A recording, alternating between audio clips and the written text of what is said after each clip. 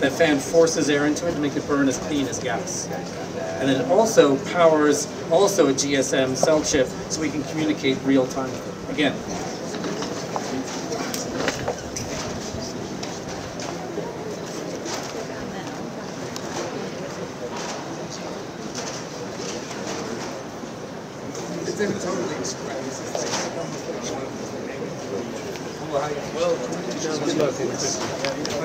this guy's blocking. Speaking to Sam, we started it nearly 20 years ago. Actually, we can make it more affordable. We can do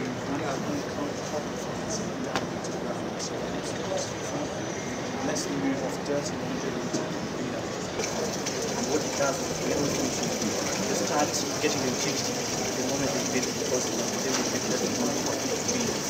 And I believe that making it cheaper and more affordable for them helps with the capacity of the shall we?